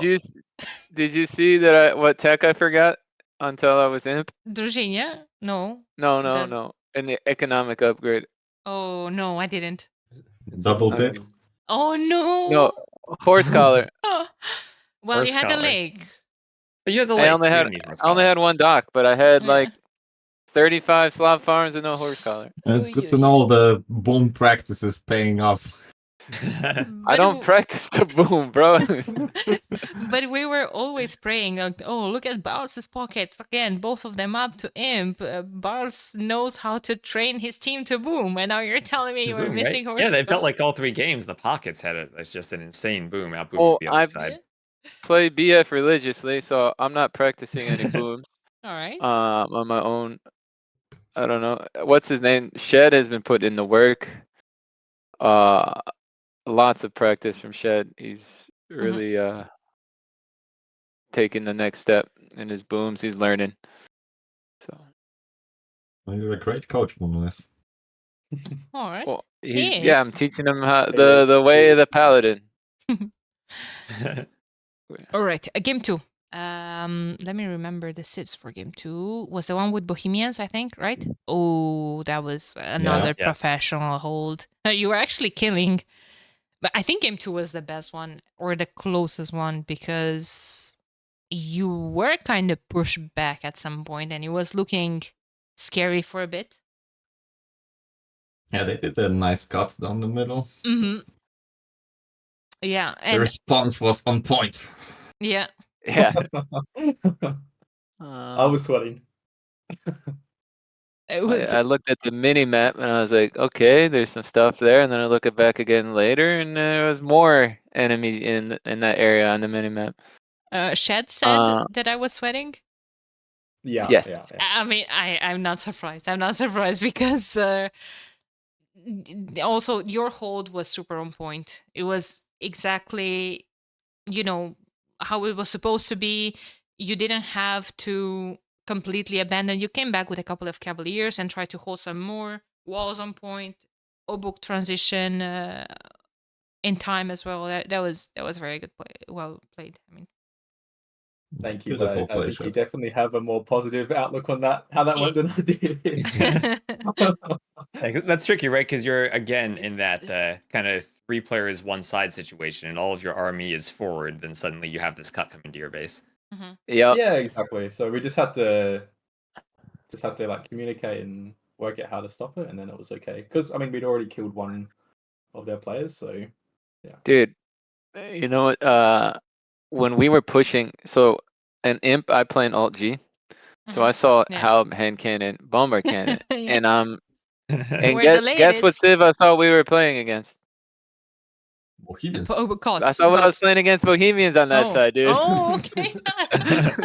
This guy, right? Okay. But yeah, I mean, obviously, Ladies OP, probably one of the best units to compensate with when you're,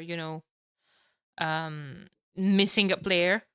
But they didn't go Ladies; they went Halbs. Yeah. I think Cloud couldn't get there in time if he tried. It felt, I guess. Yeah, I feel like maybe the situation would have been different with Ladies there instead of Halbs. But yeah, it's always, I mean, for sure. But I don't know. I wasn't really looking on the other side. I didn't know like what impact could have had. I don't know if maybe he thought that he would run out of gold. Well, if there If he were went later. 50 ladies, I can tell you we would die other side. But exactly, because that's what maybe would have been even more tricky for Shed. Yes, that's what we were concerned about. Exactly, like what can Poles do? Like they have that time window to roll with the Schlachta privileges. Also, it was super funny that Shed put down all the stables, did Schlachta privileges, and then the next unit he queues his 1-0 book. And it was I had to. I think I was killing a scout from Z40. Oh, okay. Yeah. Speaking of holes, did you see Miguel that game? Brutal. Miguel. With the towers and then walling back against the Manga now. I'm confusing it with game 3. Okay. One second. There was a lot of towers holding. I think he was in feudal against the Mingano push. Yes. Oh, he was a professional holder on that side as well. Again, professional. Another situation like that where you guys had one military unit, and that was Shed's initial scout chilling in front of his castle very late into the game, against like 24 military units from the enemies. But again, they were holding, the flanks were holding super well. And also Cloud investing into scouts, which were just hitting, again, Miguel's walls, and they didn't do anything. He even did light curve, right? Yeah, He did light curve, yeah. Before he made siege. Yeah, that was an overinvestment. Maybe that's why the eco was a bit off, and that, I don't know, maybe the boom was slowed down. He couldn't invest into. He missed the timing, basically. Small things like this. Small things like this, exactly. Where's Small things. And then last game was pretty open as well. What happened with the restores, by the way? With the restores? Z40 just dropped twice. Yeah. And then we just were like, okay, we go again. Yeah. Okay. We're very understanding. Okay. All right. Very open map, professional walls once again from Barles, and all Barles can do is wall. Felt like you all got forward. Yeah. I was scared about the castle drop coming. But guess it didn't happen. It didn't happen. I think he invested a lot into stone walls, and then you did a great job keep pushing those stone walls. Not from him, from Portuguese. Portuguese. Okay. Yeah, that's another issue. Portuguese pocket. Scrambling in the sight of what are the Malian units? Gilberto. Yeah. That's terrifying. Hey man, angry women can be scary, bro.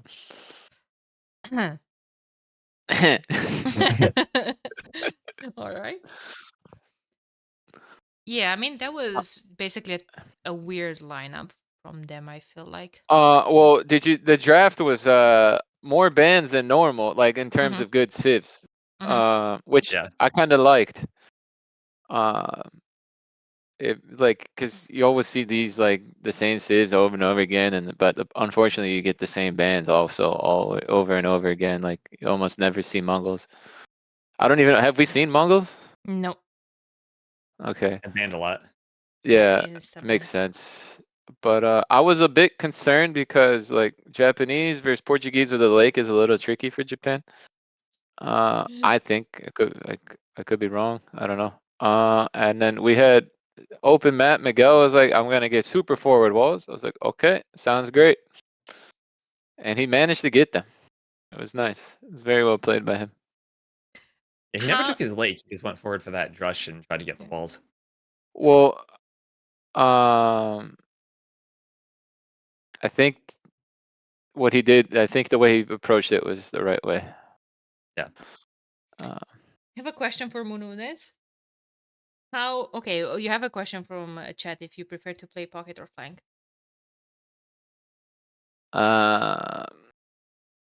That's a good question. Yeah, give an answer. Good question. I don't know.